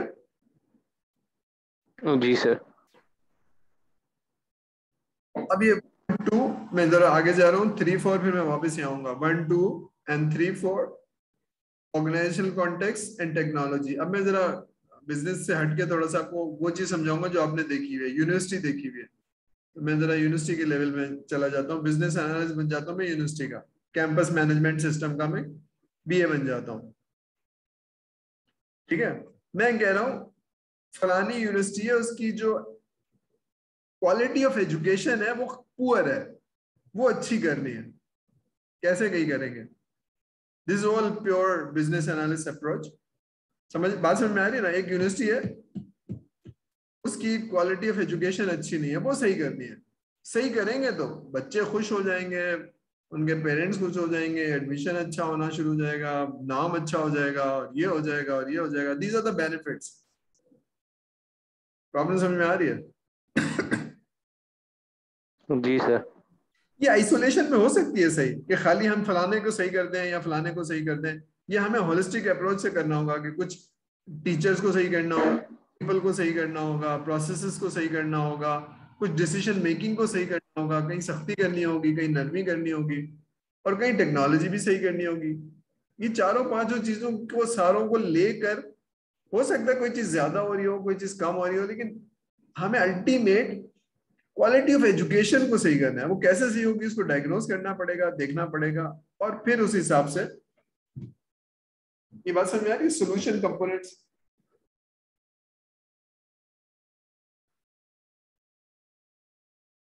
बात समझ में आ रही है? कंपोनेंट्स ऑफ सॉल्यूशन, जी। फॉर एग्जाम्पल, मैं किसी भी यूनिवर्सिटी का जिक्र कर रहा हूँ, ठीक है ना। तो वहां यह है कि जनाब एडमिशन प्रोसेस बहुत मुश्किल है या बहुत, तो भाई एडमिशन प्रोसेस को आसान करो, प्रोसेस को सही करो। या फीस भरने का प्रोसेस बहुत कम्बरसम है, या उसमें फलानी चीज नहीं है, उसमें आप ब्रेक नहीं कर सकते फॉर एग्जांपल, है ना, कि आपके पास पैसे नहीं है तो आप आधी अभी दे दीजिए और आधी बाद में दे दें, तो वो ब्रेकअप नहीं है। तो प्रोसेस में कोई चीज है जो हमारे बच्चों को परेशान करती है, तो आप वो चेंज कर दें, तो प्रोसेस को चेंज कर दें, प्रॉब्लम देखें और प्रोसेस को चेंज कर दें। या जो आप ऑनलाइन सिस्टम है उसमें एजुकेशन की क्वालिटी कंप्रोमाइज हो जाती है, ठीक है, उसमें फलानी चीज नहीं होती, उसमें फलानी चीज नहीं होती, उसको एड्रेस करें। तो टेक्नोलॉजी को एड्रेस करें, इश्यूज को एड्रेस करें, कोई भी प्रॉब्लम हो सकती है, ठीक है। बात समझ में आ रही है ना? तो मसला टेक्नोलॉजी नहीं है, इसको उसको सॉफ्टवेयर के हवाले से मत देखिए, जो दरमियान में ट्रायंगल है उस हवाले से मत देखिए। मसला है कि हमें एक प्रॉब्लम आ रही है, वो ये कि हमारी क्वालिटी ऑफ एजुकेशन खराब है। क्वालिटी ऑफ एजुकेशन का मतलब क्या है कि हमारी जो हम तालीम देना चाह रहे हैं उसका 60% 70% दे पा रहे हैं, 30% ट्रांसफर नहीं हो रही है, कोई भी वजह है, ठीक है ना, कोई भी वजह है, तो वजह आइडेंटिफाई करिए और उसको सॉल्व करिए। तो उसमें प्रोसेस हो सकते हैं या उसमें लोग हो सकते हैं, चाहे वो यूनिवर्सिटी की अगर बात हो रही है तो चाहे वो एडमिनिस्ट्रेशन हो सकती है, चाहे वो फैकल्टी हो सकती है, चाहे वो स्टूडेंट हो सकते हैं, हो सकता है तीनों ही हो, पीपल हो सकते हैं। तो पीपल की ट्रेनिंग की जरूरत है, पीपल्स को समझाने की जरूरत है, ठीक है। नंबर 3 क्या है? ऑर्गेनाइजेशनल कॉन्टेक्स्ट, कि जनाब ये चीजें सही हैं लेकिन वो सिटी कैंपस ना हैदराबाद के पास है, कोई जाने को तैयार ही नहीं। हो सकता है उसकी फिजिकल लोकेशन सही नहीं हो, या उसमें वाईफाई नहीं है, या उसमें कैंटीन, अभी कॉन्टेक्स्ट है, कॉन्टेक्स्ट का मतलब एनवायरनमेंट, या सारी चीजें सही है वहां पर, फलानी चीज सही नहीं है, ठीक है ना, लाइब्रेरी नहीं है, या हॉस्टल नहीं है, या अभी कॉन्टेक्स्ट है, एनवायरनमेंट है, कल्चर है, जो भी है, उस ऑर्गेनाइजेशन की बात हो रही है, ठीक है। या टेक्नोलॉजी सही नहीं है, सर्वर नहीं है, लैब नहीं है, कंप्यूटर्स नहीं है, फलानी चीज नहीं है। तो इनमें से कोई भी चीज हो सकती है जिसको आपको देखना होगा, एड्रेस करना होगा और बेसिक प्रॉब्लम सॉल्व करना होगा। समझ में आ रही है? तो ये 4 कंपोनेंट्स हैं, इनमें से कोई भी चीज ज्यादा हो सकती है, कम हो सकता है कोई चीज ना हो, लेकिन नॉर्मली 2-3 चीजें ज्यादा होंगी। ठीक है, तो हम क्योंकि टेक्नोलॉजी को देखने के आदी हैं, क्योंकि हम सॉफ्टवेयर इंजीनियरिंग पढ़ते हैं, रिक्वायरमेंट इंजीनियरिंग पढ़ते हैं, तो हमारा फोकस टेक्नोलॉजी होता है। लेकिन टेक्नोलॉजी के अलावा भी कंपोनेंट हो सकते हैं कि टेक्नोलॉजी है, सिस्टम है, लेकिन लोगों को चलाना ही नहीं आता। तो कौन सा कंपोनेंट हो गया? People and their training. यही हुआ ना? हुआ कि नहीं हुआ भाई? जी ठीक जी है, सर। बात समझ में आ रही है? अभी तक क्या समझ में आया? मुझे असल में चैलेंज ये कि मैंने सामने खड़े होकर लोगों को ना, तो मुझे बिजनेस को समझाना जरा मुश्किल होता है, क्योंकि आप लोग बिजनेस ओरिएंटेड होते नहीं है ना, इसलिए थोड़ा सा मुश्किल होता है। तो अभी तक क्या समझ में आया, जरा मुझे बताइए। बिजनेस एनालिस्ट और सिस्टम फर्क समझ में आ रहा है? सर सिस्टम एनालिस्ट और रिक्वायरमेंट पर्सपेक्टिव से काम करता है और बिजनेस पर्सपेक्टिव से बीए। और अभी हॉलिस्टिक अप्रोच जो है, हम किसी प्रॉब्लम को या किसी ऑर्गेनाइजेशन को डायग्नोस करने के लिए कौन सी ये हॉलिस्टिक अप्रोच है, अगर अपनाए तो कौन से कंपोनेंट्स इंक्लूडेड होते हैं। तो अभी तक तो माशाल्लाह समझ आ रहा है। यूनिवर्सिटी वाली एग्जांपल समझ में आ रही है ना, कि अगर यूनिवर्सिटी का प्रॉब्लम है तो वो टेक्नोलॉजी भी हो सकती है कि जी आईटी डिपार्टमेंट सही नहीं है, सॉफ्टवेयर सही नहीं है, लेकिन उसमें प्रोसेस भी सही नहीं हो सकता है।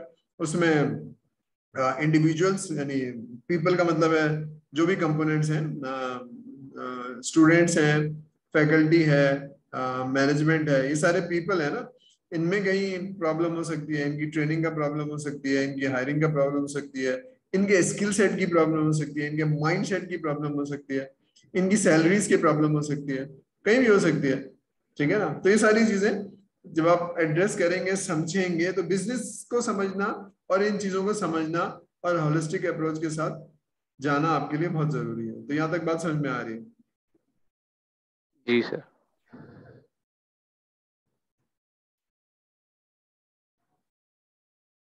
अब जब भी आप एग्जामिन करेंगे ना, ये वैसे ही है कि एक आदमी बीमार है, उसके पेट में दर्द है, तो आप उसको 4 तरह से रिपोर्टें लेंगे, यार कोई चीज रह ना जाए, खुदा ना खास्ता ये ना रह जाए, उसको ये भी देख लेना, उसको ये भी देख लेना, उसको ये भी देख लेना।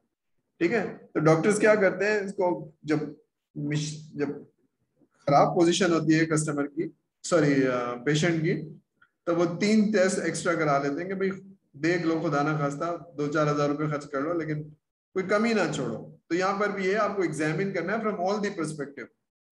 ठीक है, कोई चीज नहीं है तो आप कहेंगे यार इसमें इसकी जरूरत नहीं है, सिस्टम सही है, सिर्फ लोगों को ट्रेनिंग की जरूरत है। तो you need to examine and understand these 4 areas. ठीक है, तो बिजनेस चेंज किस चीज में हो रही है? पीपल में हो रही है, टेक्नोलॉजी में हो रही है, प्रोसेस में हो रही है। ठीक है, नीचे एग्जांपल्स लिखी हुई है, देखिए।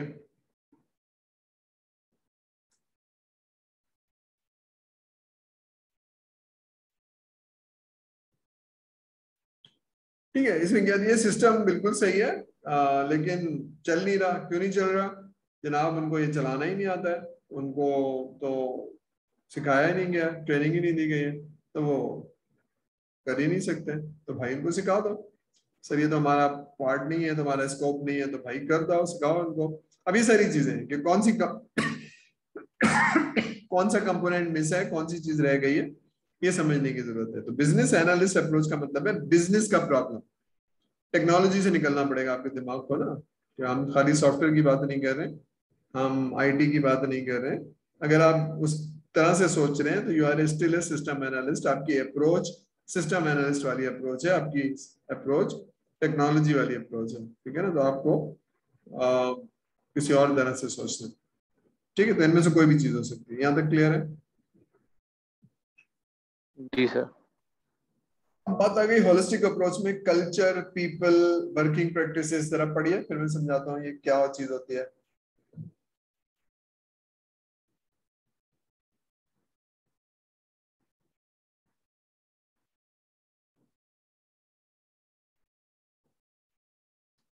ठीक है, जी सर, पढ़ लिया। मैं एक ह्यूमन रिसोर्स सिस्टम बनाया, अच्छा सा, प्रोसेस भी अच्छा है, सारा भी है। और मैंने वो सिटी बैंक को बेचा है, व्हाट इज द पॉसिबिलिटी कि वो जो सिस्टम मैंने बनाया है जबरदस्त ह्यूमन रिसोर्स पढ़ के, कंसल्टेंट हायर करके, टेस्ट करके, ठीक है ना, वो मैं एक लोकल बैंक जो नॉन प्रोग्रेसिव है उनको बेच पाऊंगा? बेच पाऊंगा या नहीं बेच पाऊंगा? बेच पाऊंगा तो क्यों, नहीं बेच पाऊंगा तो क्यों? मैं culture, people and their beliefs को समझाना चाह रहा हूँ। आपके ख्याल में क्या होगा? मैंने फॉर एग्जांपल सिटी बैंक को लिए बनाया है और मैं क्या नेशनल बैंक को बेच पाऊंगा? सर वहाँ पे प्रोसेसेस डिफरेंट होंगे ना, तो हर बैंक के हर डिफरेंट प्रोसेसेस होते हैं क्या था फंक्शन करने के, तो उनको रीड करके चेंजेस करेंगे तभी बेच पाएंगे। हाँ बात सही है, प्रोसेस डिफरेंट होंगे। ठीक है, एक तो ये कि अगर उनका एचआर का वो प्रोसेस है ही नहीं जो प्रोग्रेसिव है, स्टैंडर्डाइज है, विजिबिलिटी जो होती है ना, ट्रांसपेरेंसी और ये सारी चीजें सिटी बैंक में है तो वहां चल जाएगा। तो फिस बैंक में तो ये है ही नहीं, ट्रांसपेरेंसी भी नहीं है, अपने दोस्तों को लगा देते हैं, कोई प्रोफाइलिंग नहीं होती, तो वहां तो प्रोसेस वही नहीं है, तो फिर मैं सिस्टम वहां बेच ही नहीं पाऊंगा। एक तो ये, दूसरी बात ये कि वो उनका जो माइंड सेट है वो एक खास तरीके से काम करने का स्टाइल है, वो इन चीजों को एक्सेप्ट ही नहीं करते हैं। मैं अब्बा अप्रूव करेंगे तो ये सब चीजें होंगी, वो तो फलाने साहब करेंगे ही नहीं। तो कल्चर पे डिपेंड करता है, सेट के कल्चर है या प्रोग्रेसिव ऑर्गेनाइजेशन है, ये सारी चीजें। ठीक है, तो व्हाट इज द कल्चर? ठीक है ना, बात ये कि ऑर्गेनाइजेशन में लोग कैसे बिहेव करते हैं, किसकी बात मानते हैं, किसकी बात नहीं मानते। एक ट्रांसपेरेंट कल्चर है जनाब, लेकिन ट्रांसपेरेंट कल्चर नहीं है तो सारे लोग, ये भी हैं, ये भी हैं, ये भी हैं, लेकिन बात सिर्फ फलाने की मानी जाती है क्योंकि वो चेयरमैन के साहबजादे हैं, तो ये एक डैमेजिंग कल्चर है।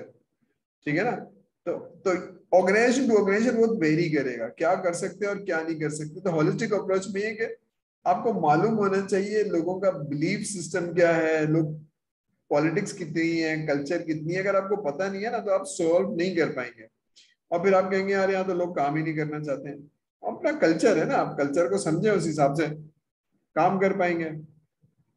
बात समझ में आ रही? तो एस बी है, ऑर्गेनाइजेशन कल्चर पता होना चाहिए, पीपल हैंडलिंग आनी चाहिए, और डोमेन की नॉलेज होनी चाहिए। अगर ये नहीं है तो फिर आप कहीं जाके फ्रस्ट्रेट होंगे, सोल्यूशन नहीं दे पाएंगे। तो ये है कल्चर। ठीक है, जी सर। देखिए जिस यूनिवर्सिटी में आप पढ़ते हैं वो भी एक यूनिवर्सिटी है, और एक पब्लिक यूनिवर्सिटी में चले जाएं एनईडी के अंदर, वो भी एक यूनिवर्सिटी है, और एक उर्दू साइंस कौन सी उर्दू यूनिवर्सिटी है ना, वहां चले जाएं, तो है तो तीनों यूनिवर्सिटी। तो तीनों का स्टाइल पढ़ाने का, एडमिशन देने का, बच्चों से बिहेव करने का स्टाइल डिफरेंट होगा, कल्चर डिफरेंट होगा।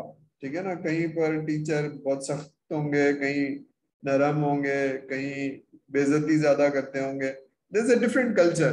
पढ़ा तो सब, काम क्या है, यूनिवर्सिटी डिग्री बांटना, तालीम बांटना, सॉरी, ठीक है, लेकिन देर आर डिफरेंट कल्चर। आप समझ रहे हैं ना, देर आर डिफरेंट। तो आपको समझना होगा कि कौन सी चीज कहाँ कर पाएंगे और कौन सी चीज कहाँ नहीं पाएंगे। तो लोगों का बिहेवियर, लोगों का बिलीफ, ये सारी चीजें। तो जब आप सोल्यूशन देते हैं ना तो एडेप्टेशन कहीं होगी कहीं नहीं होगी, तो ये आपको देखना होगा कि क्या होगी या क्या नहीं होगी। इसको कहते हैं कॉन्टेक्स्ट, ऑर्गेनाइजेशन का बिहेवियर, कल्चर, बिलीफ। ठीक है, ठीक है, जी सर। ठीक है। चलिए, मैंने थोड़ा सा बीए पढ़ा दिया और आपको बीए बना दिया। अब मैं कह रहा हूँ कि कराची में ट्रैफिक का बहुत प्रॉब्लम है, इसको सही करो, प्रॉब्लम को एनालाइज करो और मुझे एक सोल्यूशन दे दो। दे सकते हैं आप? क्या क्या देखना होगा उसमें? सर सर बहुत सारी चीज़ हो सकती हैं, जैसे कि सिग्नल्स, कि कहाँ पर कौन सा काम कर रहा है, कौन सा नहीं कर रहा। सर रूट्स देख सकते हैं, और ब्रिज देख सकते हैं कि कहाँ पर है और किस पर हाँ कितना लोड है हाँ, ब्रिज पर। बस रुक जाइए, रुक जाइए, रुक जाइए। प्रॉब्लम को एनालाइज करने के लिए मुझे 4-5 चीजें देखनी पड़ेगी। सिग्नल, रोड का साइज, रोड की कंडीशन, पुलिस वाले कितने हैं, कितने ईमानदार हैं, और गाड़ी चलाने वाले कितने डिसिप्लिन हैं और कितनी गाड़ियां हैं। अब ये सारे कंपोनेंट्स है, एनालाइज करना पड़ेगा। गाड़ी और डिसिप्लिन और पुलिस वाले और ईमानदारी, ठीक है ना, और सड़क का साइज, सिग्नल्स और सब बहुत सारे कंपोनेंट सब एनालाइज करने पड़ेंगे, तब मुझे पता चलेगा मसला है क्या। मसला पता चल गया तो फिर मैं सोल्यूशन दे दूं। तो जरा सोच के मुझे नेक्स्ट सेक्शन में बताएं कि मसला है क्या। वैसे बाय द वे कभी सोचा है मसला है क्या? What is the core issue, root cause क्या है कराची के ट्रैफिक का?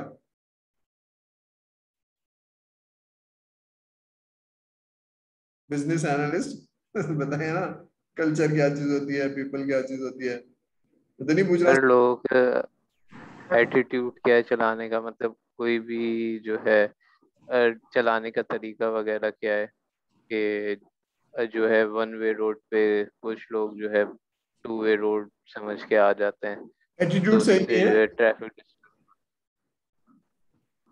ये कह रहे हैं आप एटीट्यूड सही नहीं है। जी सर।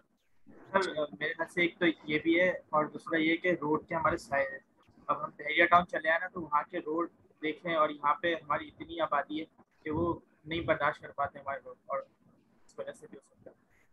ठीक है, अच्छा आप में से दोनों में से ना अभी तक बिजनेस एनालिस्ट वाली अप्रोच नहीं ली। आप कहेंगे सर ठहर जाएं जरा सोच के बताते हैं, आपको ये कहना चाहिए था। अच्छा जरा एक सवाल का जवाब दीजिए, ये जो जितने लोग हैं जिनका एटीट्यूड सही नहीं है और सड़कें सही नहीं है और साइज सही नहीं है, ये जब यहाँ से 1.5 घंटे की फ्लाइट लेके दुबई पहुंचते हैं ना तो तीर की तरह सीधे हो जाते हैं ये लोग, बिल्कुल सही। रोड छोटी हो तो रुक जाएंगे और बस सब सीधे हो जाते हैं। यही सारे लोगों में तमीज आ जाती है, कैसे? सर वहाँ पे फाइन लगता है इस वजह से। हाँ वहां पे फाइन है। प्रॉब्लम क्या होता है, जब सजा का खौफ खत्म हो जाए तब जराइम बढ़ते हैं। ये बात पता है आपको? जी सर। हाँ, मुसलमानों में इबरतनाक सजा इसीलिए है कि सजा का खौफ आपको जुर्म करने से रोकता है। तो पाकिस्तान में क्या मसला है, अब जरा गौर से सोच के बताइएगा, मैं उस पर डिटेल में नहीं जा रहा हूँ, लेकिन बहरहाल ये बिजनेस एनालिसिस करके मुझे समझ में आता है कि मैं रूट कॉज करता हूँ, फिर मुझे समझ में आता है कि यार मसला तो ये है, इससे हल नहीं होगा। ठीक है, तो इसको यहीं तक रखें या आगे चलें? अभी तक समझ में आ रही है, कोई बात मुश्किल तो नहीं लग रही? मुझे थोड़ा सा चैलेंज इसलिए कि आप लोगों का बैकग्राउंड नहीं है, मुझे थोड़ा सा ना पढ़ाने में मजा आता है। इनको जो ये कर चुके हो बोले हाँ सर ये बैंक में ये मसला आया था तो मैं बता दूं इसको ऐसे हल कर लो, सर फार्मास्यूटिकल में ऐसा मसला आया था तो मैं कहता हूँ ऐसे कर लो। ठीक है, वो कहेगा जी कराची के अंदर जो है ना ट्रैफिक सही नहीं हो रहा, तो मैं कहता हूँ ये कर लो और मुझे 3 महीने बाद बताना। फिर कहता है हाँ जी सर सही हो गया। तो कराची वाले पूछते नहीं है मुझसे तो मैं बताता नहीं। ठीक है, यहाँ तक रखें इसको या आगे रख लें या बस सही है? सर यहीं तक ही रखते हैं आज। ठीक है, मगर पढ़ते जाइए। बात यह है कि मैं इसको